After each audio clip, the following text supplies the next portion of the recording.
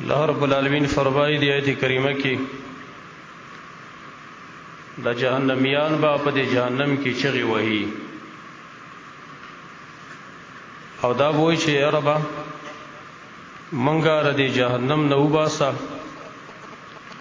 چه منگا عملو کو غیر دا حق عملنا چه منگ کم پا دنیا کے کاؤ. اللہ رب العالمین وہ تو فرمائی آیا ما تاسو له عمر نو درکړی دومره مقدار باندې چې پای کې چا نصیحت اغستو نو نصیحت به کې شا اغستلې او تاسو ته یره درکونکي هم راغلی و سزا وڅکئ ظالمانو دپاره څوک مددگار نشته دی. دې آیت کې الله رب العالمین موږ ته خپل عمر او د خپل ژوند دا یې قدر او قیمت موږ ته ښودلی دی چې دا عمر او دا ژوند دا د نصیحت دپاره دا د تذکیر دپاره دا د تیاری دپاره چې یو حقیقي ژوند موږ پسې بل را روان دی او هغه حقیقي ژوند پې ځان له خپل کړو. هغه خلک تاواني خلک دی کوم خلک چې هغوی دا ژوند د هغه حقیقي ژوند دپاره استعمال نه کړي او دا یو قیمتي شی دی دا ژوند دا د لاس نه ورکول نه پکار او دا داسې یو شی دی چې دا د چا خیال هم نه ساتي دا د چا لحاظ نه ساتي چا ته ایساریږي هم نه که کشر دی او که مشر دی که مالدار دی او که غریب دی خو د یو تنم معمولی خیال هم نه ساتي چې خیر دا یو سړی مشر دی دته به لږ انتظار وکم بلکې الله داسې عجیب شی ګرځولی دی چې مسلسل روان دی او د دنیا یو طاقت د الله رب العالمین نه ما سوا بل داسې طاقت نشته چې هغه دا بیرته واپس کړي. یو سیکنډ هم څوک نشي واپس کولی نو قیمت یې ځکه دی چې دا زموږ د وس نه باړ دی دا زموږ د اختیار نه باړ دی که موږ دا په خیر او په فایده کې استعمال کو یو ځان لم خیر وګاټو فایده مو حاصله کړه که موږ د دې نه غافله شو نو هسې هم هغه زموږ نه روان دی خپل ځان په تاوان کې واقع کوو. رسول الله صلی الله علیه وسلم هغه هم ځکه موږ ته د خپل عمر د هغې قدر او قیمت ښودلی دی موږ ته یې نشاندهي کړې ده وضاحت یې موږ ته کړی دی چې ګوره دا خپل ژوند خپل عمر خاص کر خپل ځواني د ځان دپاره یو قیمتي شی وګڼئ دا یو غنیمت وشمارئ دا بیرته نه واپس کیږي. رسول الله صلی الله علیه وسلم فرمایلی دي اغتنم خمسا قبل خمسین پنځه شیونه مخکې د پنځو نه دا ځان غنیمت وشمارئ. حیاتک قبل موتک ژوند دا مخکې د مرګ نه ځان غنیمت وشماره دا بیرته نه واپس کیږي. وشبابک قبل حرمک ځواني مخکې د بوډاوالي نه دا ځان غنیمت وشماره. وصحتک قبل سقمک خپل صحت دا مخکې د بیماری نه غنیمت وشماره. وغناک قبل فقرک مالداری مخکې د غربت نه ځان فقر غنیمت وشماره. وفراغک قبل شغلک وزګارتیا مخکې د مشغولتیا نه ځان غنیمت وشماره. یعنی کم خلک چې هغه دا پنځه اشیا دا پنځه نعمتونه دا غنیمت ونه شماري دا ضایع کي نو دا انسان په تاوان کې دی. والعصر ان الانسان لفی خسر قسم په زمانه باندې قسم په مازیګر باندې چې انسان دا په تاوان کې پروت دی او هر سړی په تاوان کې خامخا څه ناڅه پروت دی څوک به لږ پروت او څوک به ډېر پروت وي. خاص کر د عمر په باره کې چې عمر د چا نه ډېر ضایع شو دا ډېر تاواني دی عمر د چا نه لږ ضایع شو دا لږ تاواني دی. او رسول الله صلی الله علیه وسلم چې دې حدیث کې دا پنځه شیونه غنیمت شمارلی دی دا یو نعمت یې شمارلی نعمت یې موږ ته ویل چې دا نعمت دی نو دا یاد لرئ چې هر یو نعمت باره کې بیا زموږ سره الله حساب کوي. ثم لتسألن یومئذ عن النعیم ورځ د قیامت باندې به بیا ستاسو نه د دې نعمتونو په باره کې تپوس کېدلی شي. بلکې په ورځ د قیامت خو لاول تپوس چې د انسان نه وی کېږي. امام ابن حبان خپل صحیح کې به اسناد صحیح روایت نقل کړی دی. نبی صلی الله علیه وسلم فرمایي چې په ورځ د قیامت اول حساب چې په محشر په میدان کې د انسان سره کېږي نو دا به ورته وایي الله رب العالمین د ټولو خلکو په مخ کې الم نصحح جسمک ونرویک من الماء البارد، منگ تالا خیسته جسم نو در کړي، منگ خیسته صحت تالا نو در کړي او ما پتا باندې یخ په نو وسکولې. د دوه نعمتونو باره کې بلاول زمو سره محاسبه کوي. بیا د غینه روستا کله چې محشر میدان کې الله رب العالمین دغه عدالت ولګي او الله رب العالمین را کوشي او تمام انسانان خاموشي و خشعت الاصوات للرحمن، تمام اوازونه دا به د رب العالمین په مخ کې چپ پاتې شي، څوک به خبرې نشي کولی، صرف د خپله کشار به اورېدلی کېږي، نور به څه نه اورېدلی کېږي. نو په هغه ټیم کې به بیا دا اعلان کېدلی شي ولی چې اوس په محاسبه کې وامتازوا اليوم ایها المجرمون، سیټ شي مجرمانو، مجرمان جدا شي او غیر مجرمان جدا شي. دا आवाज به کله کېدلی شي نو کله به دا आवाज کېږي وته چې ګوره هر سړي سبا په خپل زبانې دې ودرېږي، حساب اوس کېږي. نبی صلی الله علیه وسلم هغه فرمایي لا تزول قدم عبد یوم القیامة حتى يسأل عن 4. په ورځ قیامت باندې د یو انسان قدم دا به د خپل ځای نه ونه خوځېږي، حرکت به نشي کولی. په ورځ قیامت ځای په ځای باندې به ولاړ وي څو پورې چې هغه د څلور خبرو جوابونه نه یې ورکړي. زما وروڼو دا خبرې نن دلته بیانول آسان دي، نن د دې اورېدل آسان دي، خو ګورې د دې برداشت د دې بوج پورته کول په ورځ قیامت ډېر مشکل دي، ورې ډېر ګران دي. په خپله باندې ځان سره محاسبه وکوي، حساب وکوي چې عام یو کس زما نه تپوس وکړي، عام یو کس زه جواب کولی شم نشم کولی، پاتې شول دا چې زما نه خپل الله تپوس وکړي، رب العالمین زما نه تپوس وکړي، زه به هغه څه جواب ورکړم. دا حدیث کې چې راغلی عمر بن الخطاب رضی الله عنه چې فرمایي حاسبوا انفسکم قبل ان تحاسبوا، ځان سره حساب وکړئ مخکې د دې نه چې تاسو سره حساب وکړئ شي. راشه نن ځان سره حساب وکړه چې که دا څلور خبرې دي او د دې په باره کې زما نه الله تپوس کوي، زه نن خپل ځان له جواب شم ورکولی که نشم ورکولی؟ چې ځان له مې جواب نشو ورکولی نو الله له په طریقه اولا باندې جواب نشم ورکولی. لا تزول قدم عبد یوم القیامة حتى يسأل عن 4. څلور خبرې دي الله رب العالمین به زموږ نه تپوس کوي. دا سړی خبرې دي موږ یې سوتو دې لپاره چې د زړه ته کوز شي او لږ تذکیر دی، نصیحت دی، خپل ځان تم کو، ملګرو تم کو. یو پای کې دا دی عن حیاته فيما افناه، او بل روایت کې عن عمره فيما افناه، د عمر باره کې به الله زموږ نه تپوس کوي چې د عمر تا په څه کې تېر کړی و.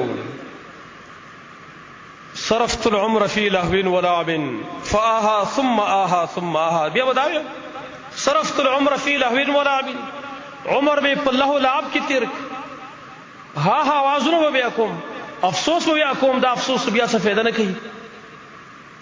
بیا خو هدي آیات موږ مخکې ذکر وهم یسترخون فيها ربنا اخرجنا نعمل صالحا، چغې به سړی بیا وایي او دا به چې الله موږ وباسه، منګ وباسه چې نیک اعمال وکړو. الله ورته وایي چې اولم نعمرکم ما یتذکر فی من تذکر، ما تعالی عمر نه درکړی، دومره عمر به درکړی چې پای کې نصیحت ته اخیستلی شو، نن خو واپسې نشته دی. فذوقوا فما للظالمین من نصیر، وسکئ عذاب ظالمان دپاره نن مددګار نشته دی، نن څوک واپس کوونکی نشته دی دې سړي دپاره. ان عمره فیما افناه، د عمر باره کې چې د عمر دې په څه کې فنا کړی دی. دا خو یو امانت دی زموږ سره، دا یو نعمت دی چې الله موږ را کړی دی، دا بس ګڼل نه وي پکار. او دویم عن شبابه فيما ابلاه، ځوانۍ باره کې به الله رب العالمین زموږ نه برای راست تپوس کوي. او دا خیال مه کوئ ګورئ چې د چا په واسطه به کوي، نه، حدیث کې راغلي په ورځ د قیامت یو تنم نشته دی. ما منکم من احد الا وسيكلمه الرحمن ليس بينه وبينه حجاب، تاسو کې یو تنم نشته دی مگر رب العالمین به ورسره خبرې کوي او منځ کې به پردم نه وي. یو به مانه تپوس دا کوي، زما ورو په خپله نن پرې خپل ګریوان کې سوچ وکوي، لږ پرې خپل زړه لاس کېدی چې الله ته مخامخ زه ولاړ یم او زما نه تپوس وکړي چې پلاني عبدالله عبدالرحمن پلاني ما تاله عمر درکړی و، تا عمر په څه کې تېر تعالی مې ښایسته ځواني درکړې وه خلک به تا ته کړېدل او تم ځان ته ډېر غروې هغه ځواني تا په څه کې سړه کړې وه څه جواب دی ما سره چې زه خپل الله له ورکړم ما څه خو جواب نشته زه خو نن لا جواب یم وان شبابه فيما ابلاه نن موږ خپل عمر په داو باندې لګولی دی نن موږ خپله ځواني په داو باندې لګولې ده نن خو ځان لاره دې دپاره نه هم پیدا کړی چې زه په الله العب کې زما نه ځواني تېرېږي ځواني دا خو یو داسې نعمت دی چې مخکني خلکو په بلې شي پسې دومره ارمان نه کوه څومره چې په ځوانۍ پسې کړی دی او دا خو د لیونتوب یو زمانه ده الشباب شعبة من الجنون ځواني دا خو د لیونتوب یو حصه ده سړی به دې کې لیونی نو زه به خپله لاره څه جواب ورکوم وعن شبابه فيما ابلاه ځواني دې پسې کې زړه کړه ځواني دې پسې کې تېره کړې ده وما خلقت الجن والانس الا ليعبدون الله خو ما ته ویلي ته ما خپل عبادت لپاره پیدا کړی انسان زمانه عمر هم په دې کې لاړ او زمانه ځواني هم په دې کې لاړ زه پوهېږم په ځان باندې نه عمر خو زما خیال نه ساتي امام شافعي رحمه الله ځکه فرمایلی وو ما د صوفیو سره متصوفه صوفیه کرام چې ورته خلک وایي د دې سره ما ملګرتیا کړې ده او ټیم مې ورسره تېر کړی دی ما د دې نه هېڅ خیر نه لیدلی سوی د دوو خبرونه خیر پکې نشته دی ټول بدعتیان دي صرف دوه خبرې مې ته زده کړي د خیر خبرې یو خبره مې ته دا زده کړې الوقت سیف ان لم تقطعه الا قطعك وقت توره ده که تا کټ او دا استعمال کزان لا نو ډېره خله ورنه تاسې هم کټ کوي اسیم روان دی ستانه او ستاو وقت ختمی او تا مرګ ته نږدې کوي او دویم مې ته دا خبره زده کړې وه چې اشغل نفسك بالحق والا شغلك بالباطل خپل نفس په حق باندې مشغول کا حق سره خپل غاړه ولګوه ورنه تا په باطل باندې مشغوله کوي دوه خبرې دي فماذا بعد الحق الا الضلال یو حق دی بل ګمراهي ده که په حق د خپل ځان مشغول کړی ښه ده ورنه په باطل خو به خامخا مشغوله کیږي نو وقت خو توری مثال لري امام راضي تفسیر کبیر کې دی آیت په دې صورت په ذیل کې والعصر ان الانسان لفی خسر زمانه باندې قسم په مازیګر باندې قسم انسان په تاوان کې پروت دی په مازیګر باندې قسم کړي ځکه مازیګر ټیم ډېر مختصر دی خپل ګټه تاوان پکې خلک معلوموي مازیګر کې خپل کتاب خپل حساب کتاب خلک کوي د دکان د نور شیونو زمانه باندې قسم کړی دی دا دلالت کوي په دې باندې دا قسم په دې باندې الله کړی چې دا شهادت ورکړي چې انسان په تاوان کې دی نو تفسیر کبیر کې امام رازی وایي و انسان ستا د عمر مثال دا واورېدی او ته برف پروشي عمر دی واوره ده او ته برف پروشي سوچ واوره خرڅوي نو هغه سړی تکړه سړی دی چې هغه ډېرې ناري وایي او د واوره زر ته زر خرڅه کېږي او که چېرته دی غافله شي دی واورې نه نو واوره خو هسې مولی کېږي دا نه خو یو څاڅکی کېږي یو څاڅکی ته کېږي زما او ستا د عمر مثال د واورې دی که موږ دا مشغوله کوو په حق باندې د الله د دین دپاره او د الله د رضا دپاره موږ استعمال کوو ډېره ښه ده ورنه سیکړ چې تېرېږي څاڅکی کېږي موږ ورځ په ورځ باندې لږ ساعت دپاره هم ولي کېږو یو څاڅکی نه کېږي یو څاڅکی نه کېږي موږ ولي کېږو موږ په ځان پوهېږو نه وان شبابه فيما ابلاه ځوانۍ باره کې به الله زموږ نه تپوس کوي چې په څه کې دې زړه کړې وه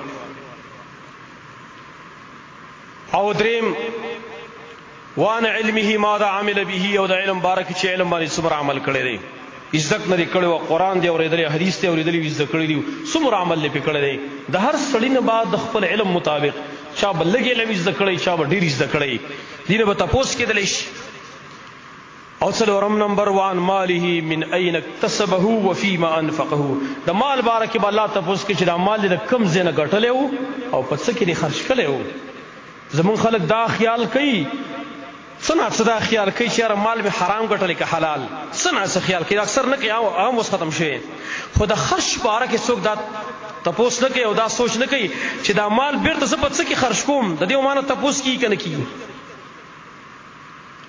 دا تپوس هېڅ چا نه دی کړی چې دا مال زما نه په څه کې لګي ته چې دا کم مال لګې په نشو تماشو باندې لګې په لهو لعب باندې لګې دې باره کې به الله تعالی تپوس کوي دا بس مه ګڼه د یوې روپۍ حساب به رسره کېږي زما وروڼو دا ځواني او دا عمر دا یو نعمت دی که دا استعمال که موږ ښه بیا وګورئ د الله رب العالمین نعمتونو ته امام بخاری حدیث نقل کړی 7 یظلهم الله فی ظله یوم لا ظل الا ظله. وکسان دي چې الله به په ورځ د قیامت د خپل عرش ته سوري د لاندې کېدی چې د بل چا سوری نشه سوا د الله د عرش سوري نه. یو پای کې دا دی وشاب نشأ فی عبادة الله. یو هغه ځوان دی چې د رب العالمین په بندګۍ کې غټ شوی دی، غټ شوی د الله په بندګۍ کې دی. څنګه چې بلوغ ته رسېدلی بس عبادت او عبادت او عبادت د الله بندګي، لکه څرنګه چې سلفو کړې ده، څنګه چې مخکنو خلکو کړې ده. تاریخ تاسو مطالعه کوي حیران بشئ. اسامه ابن زید رضی الله عنه دې ته سړی حیرانېږي. نن زمونږ هم ځوانان دي، دی هم ځواني تېروي، موږ هم ځواني تېرو. اسامه ابن زید رضی الله عنه صحیح مسلم کې حدیث دی، دا نبی صلی الله علیه وسلم په یو لښکر باندې امیر مقرر کړ، او دا آخري وخت دی چې کله نبی صلی الله علیه وسلم وفات کیږي، او بیا لا اسامه لښکر نه وتلی او نبی صلی الله علیه وسلم وفات شي. او ابو بکر صدیق رضی الله عنه چې کله د نبی صلی الله علیه وسلم د دفن فارغ شو، خلافت یې سنبال کو، نو لاول کار دا وکړو چې جیش اسامه د اسامه لښکر یې ولېږو. بل کار څنګه حالات دي دا به خامخا د نبی صلی الله علیه وسلم مقرر کړی. اسامه ابن زید د امیر مقرر کو په لښکر باندې، چې امیر مقرر کو خلکو اعتراضونه شروع کړل، ویل وړوکی هلک یې موږ باندې امیر مقرر کړ، کشر هلک دی دی په موږ باندې امیر مقرر کو. لښکر کې څوک دي تاسو ته پته شته؟ څوک پکې به دغه لښکر کې؟ ابو بکر صدیق، عمر ابن الخطاب، عثمان ابن عفان، علي ابن ابي طالب رضی الله عنه، ابو عبید ابن الجراح، سعید ابن زید، سعد ابن ابي وقاص، کبار صحابه کرام، عشره مبشرم پکې دي، او غټ غټ کمانډران هم پکې دي. او اسامه ابن زید په امیر مقرر کړ. خلک ویل وړوکی هلک یې را باندې امیر مقرر کړ. نبی صلی الله علیه وسلم خبر شو، لاړ منبر ته وخوتو، ویلې خلکا تاسو د اسامه ابن زید په امارت باندې په ما اعتراض کوئ، د دې نه مخکې د ده په پلار په امارت هم تاسو اعتراضونه په ما باندې کړي. د زید ابن حارثه رضی الله عنه ویل قسم په الله ویل زید ابن حارثه د امارت لپاره ډېر لایق و، اسامه ابن زید د هغې نه وروسته ډېر لایق دی د امارت لپاره. ویل قسم په الله چې زید ابن حارثه ما ته د ټولو خلکو نه محبوب و، او د هغه نه وروسته اسامه ابن زید ما ته د ټولو نه محبوب دی. اسامه ابن زید ټولو نه ما ته محبوب دی. دې وجنه حب الرسول صلی الله علیه وسلم دا به اسامه ابن زید ته ویلی کېده، د نبي صلی الله علیه وسلم محبوب. یوې ښځې غلا کړې وه، فاطمه نومې فاطمه، قریش یوه ښځه وه، هغې غلا کړې وه، غلا پې ثابت شوې وه، نبي صلی الله علیه وسلم ته پیش شول، هغه حکم وکړ لاس یې کټ کوي. خلک ویل د قریشو غټ خاندان ښځه ده، د دې نه چې لاس کټ کېږي دا خو ډېره غټه خبره ده او زموږ شرم دی. ویل د نبي صلی الله علیه وسلم څه به څوک خبرې وکړي چې سفارش ورته وکړي او معافي کړي. ټولو خلکو ته پته وه، ویل بل څوک خبرې نشي کولی سوا د اسامه ابن زید نه، دا د نبي صلی الله علیه وسلم محبوب دی. ویل هغه چې ورغی ویل یا رسول الله دې خلکو سره لېږلی، ویل دا ښځه معاف کړي. نبي صلی الله علیه وسلم خو د الله د حدودو باره کې د چا خیال نه ساته، ګرانوالی په خپل ځای. ویل اسامه ته د الله په حدودو کې ما ته سپارش کوي. بی ویل خلکو ته خلکا والله لو ان فاطمه بنت محمد صلی الله علیه وسلم سرقت لقطعت يدها. ویل قسم په الله که فاطمه چې د محمد صلی الله علیه وسلم لور ده که هغې غلا کړې هم مې ته لاس کټ کاوه، دا خو لا بله ده.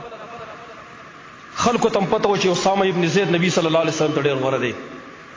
نو اسامه باره کې نبي صلی الله علیه وسلم ویل دا والله لخلیق للاماره، قسم په الله چې د امارت لپاره دا لایق دی.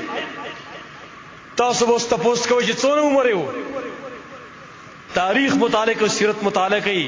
اسامه ابن زید چې نبی صلی الله علیه وسلم امیر مقرر کړ په دې لښکر باندې، نو عمر 14 کاله دی. سبحان الله، 14 کالو هلک دی امیر مقرر کړ. دا ولې د ده الله سره تعلق و، دا الله والا کس د صلاحیتونه ځان کې دا پیدا کړي وو چې نن دی د امارت لایق دی. نن زموږ د 14 کال هلک وګورئ، نن زموږ د 18 سالو د 19 سالو د 20 سال هلک وګورئ چې هغه کار څه کوي، د هغې سره ورسه په لاس کې څه.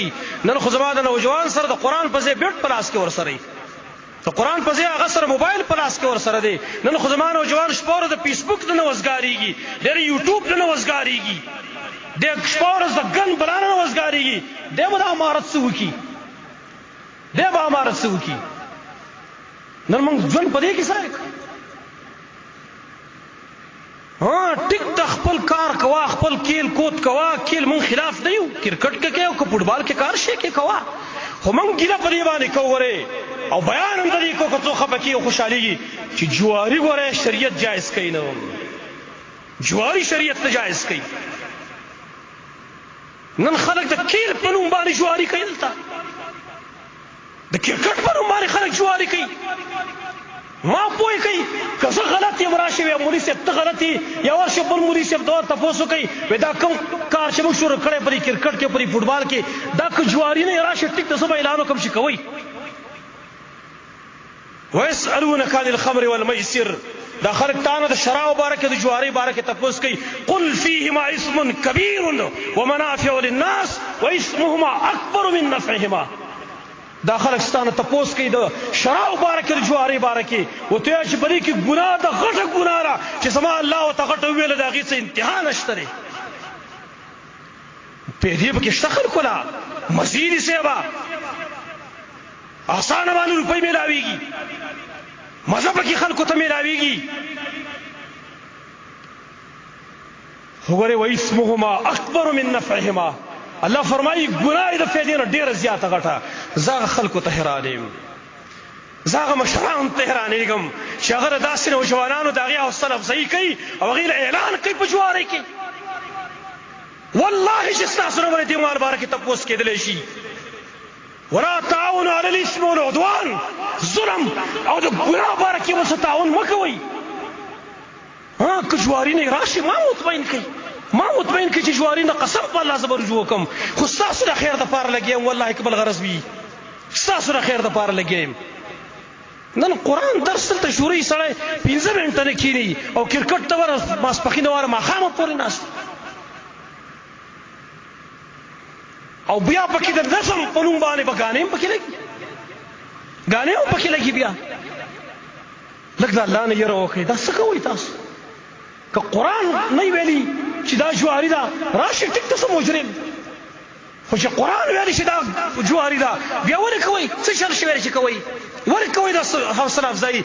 سی بهار ورته ور په غاړه کې د پلسټک په کرسۍ کې کښېني 5000 اعلان 10000 اعلان.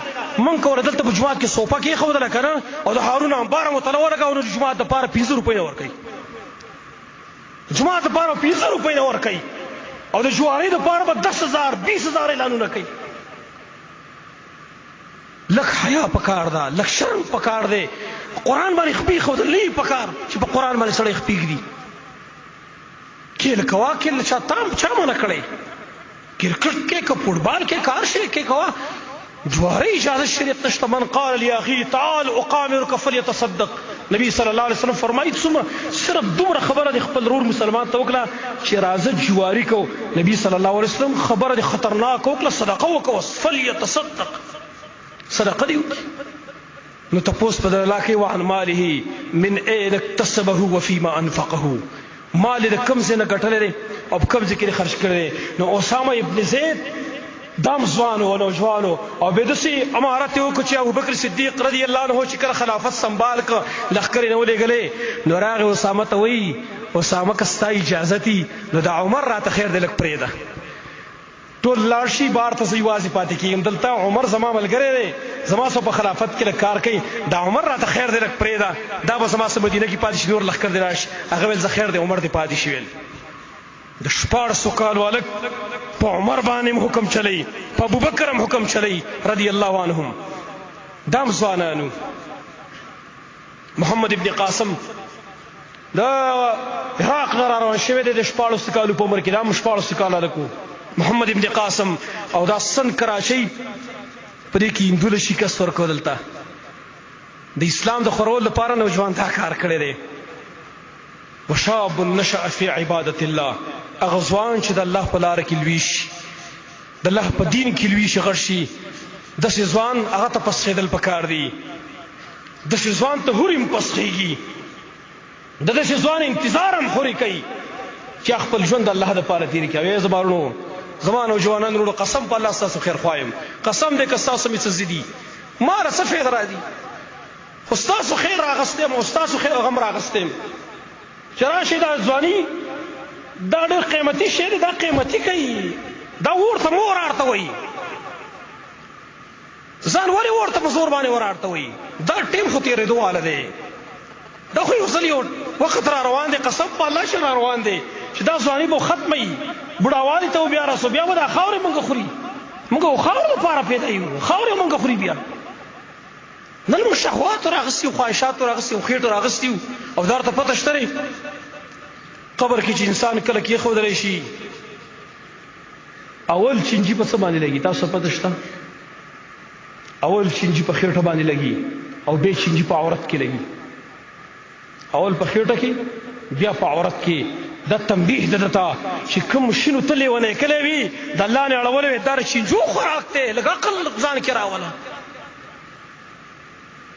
ثم لتسألن یومئذ عن النعیم.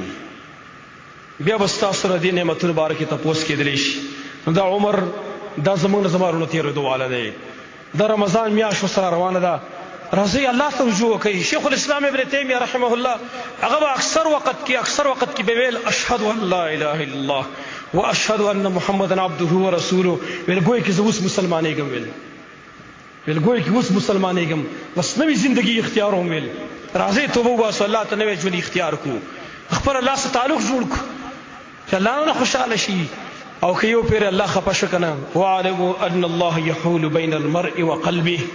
خبردار غورې الله کله کله د انسان او دا په مابین کې پرده واقع کی. یحول بین المرء وقلبه، دا د انسان او د هغه زړه منځ کې پرده واقع کی. توفیق ورته د نیکو بیا نه میلاویږي، توفیق ورته بیا نه میلاویږي چې خپل الله خوشحاله کړم، توفیق نه میلاویږي چې خپل الله هغه ته ودرېږم، هغه نه څه وغواړم، هغه نه بخښنه وغواړم، مغفرت دې وغواړم، دا توفیق بیا نه میلاوي. الله رب العالمین دې زموږ نه راضي شي. الله دې موږ ته توفیق راکړي چې موږ دا عمر د خپل ځواني د خپل ژوند د هغه د رضا لپاره استعمال کړو. اقول قولي هذا واستغفر الله لي ولكم.